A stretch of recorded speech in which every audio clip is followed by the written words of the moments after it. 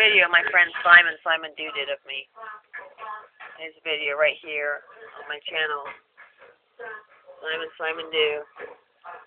I made this video.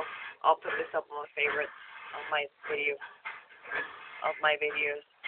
This video that Simon Do made was from a video that I made back in January. That's the video. Anyway, we're going to go now because I want people to watch what we know. Please.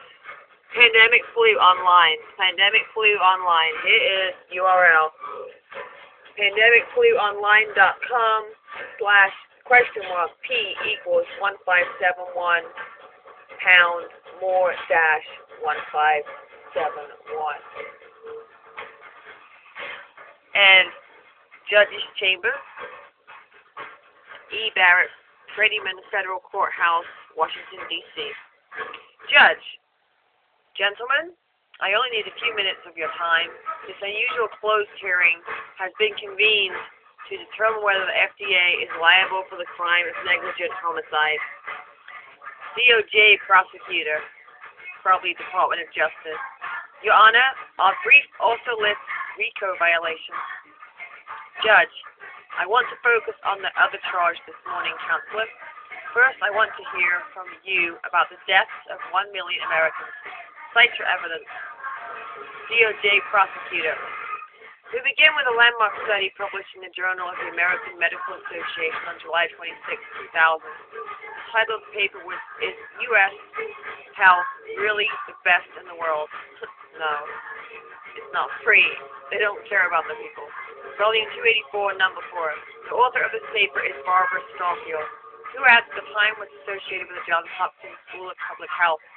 Starfield concludes that 106,000 Americans are killed every year by correctly prescribed medicines. Judge, so if we multiply that figure by 10 years, we arrive roughly at 1 million deaths. DOJ prosecutor. Yes, Your Honor. Judge, and the FDA figures into this in what way? DOJ prosecutor. The FDA, by federal law, is tasked with approving every medical drug that is released for public use. FDA certifies every such drug as both safe and effective. Without its seal, no medicine can be prescribed by a doctor or sold over the counter in the United States. Judge, so you're ascribing a patent of neglect on the part of the FDA. DOJ prosecutor. Neglect, of course, but anyone who keeps up, even in a cursory way, with the medical literature knows about the Starfield study and other corroborating evidence. Therefore, the FDA must assume direct guilt for its actions. Judge, the FDA, by its actions, is, you believe, accountable for killing at least 1 million Americans? At least a million Americans? DOJ prosecutor. There is no other way to interpret the facts. Drugs it certifies as safe, then killed 1 billion human beings. The logic is quite simple. Judge, all right. Now I want to hear from the FDA's attorney. FDA attorney. Your Honor, first I'd like to point out several recent actions FDA has taken to ensure the safety of all Americans. DOJ prosecutor. And the relevance of this is, Judge, I'll allow it. I'm willing to grant a little latitude in this hearing. FDA attorney. The FDA has sent a letter of warning to Procter & Gamble, which markets a popular cold remedy. The remedy contains, among other ingredients, vitamin C. FDA considers there is insufficient evidence to warrant making claims that vitamin C can lessen the symptoms of a cold. Also, FDA has sent a similar letter to Dr. Andrew Whale, who on his website suggests that certain herbs may help maintain health during the flu season. Well, of course. This website sells herbal remedies. FDA will not permit unproven claims to be made about nutritional supplements. Why not? Because you can't make any money from it? Judge, I see. So, this is what you mean by protecting the public? FDA attorney, yes. FDA, okay, back to the judge. Judge, because vitamin C or the herbs in question could severely injure or even kill the large numbers of people who ingest them? FDA attorney, no, but they could divert people from seeking authentic medical help.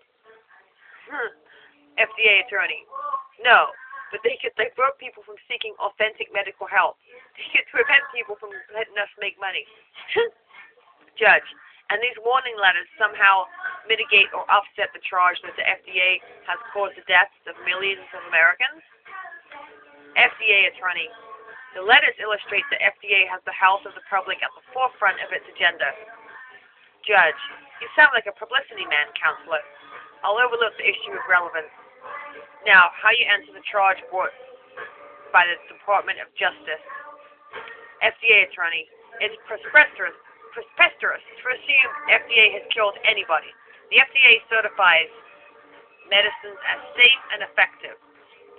Judge, yes, and DOJ is saying that since FDA has sole responsibility for this task, if 100,000 Americans die every year from the correct administration of these FDA-approved drugs, the FDA must be held to blame.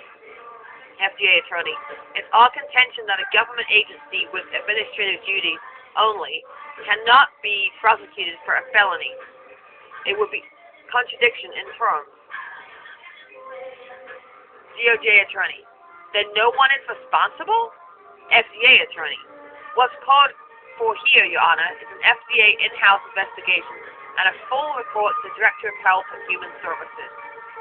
DOJ attorney, a report after a million dead? A report after a million dead? Judge, who exactly should be brought to trial?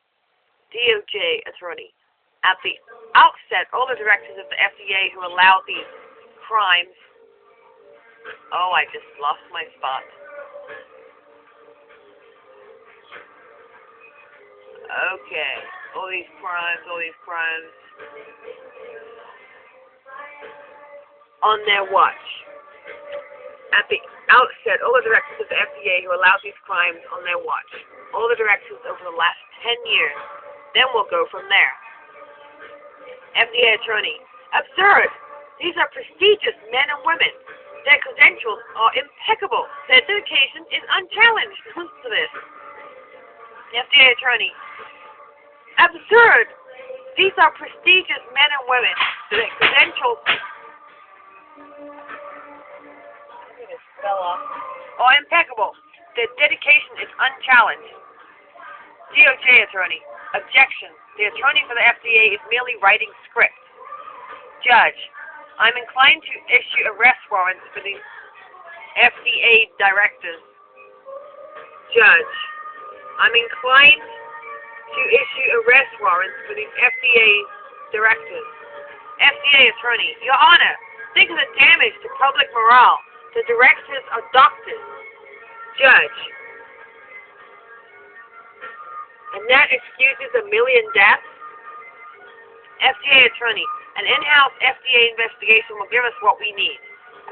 DOJ attorney, no, if we're seeking justice. Judge, and justice is supposed to be the point of this exercise, is it not? Therefore, let's have a public trial. A public trial. FDA attorney, no! No! Judge, calm down, counsel. You know I have to confess something. Of course, I reviewed both of your arguments before we convened today, but sitting here now, I feel a sense of unreality. That we could be talking about so many lives lost, and the laying of those deaths at the door of a civilian federal agency. It seems impossible, and yet here we are. Off the record, I believe it's that unwillingness to think a thing like this is possible that's kept the secret in the dark for so long. But it's my duty to help carry it into the light. We're adjourned here, gentlemen. See you at trial. FDA attorney, the very heavens will fall, Your Honor. The very heavens will fall, Your Honor. Judge, your rhetoric is interesting, counselor, but I doubt it's accurate. A sort of revolution could occur, however. The people rise up to the people that don't really care about us. The outcome may largely depend on the people. There was a time when we didn't think that was such a bad thing. This is a report put out November 3rd, 2009. Judge's Chambers, E. Barrett, Prettyman Federal Courthouse, Washington, D.C. I've got all this spread under 10 minutes. This is it. Keep fighting for freedom. Peace out.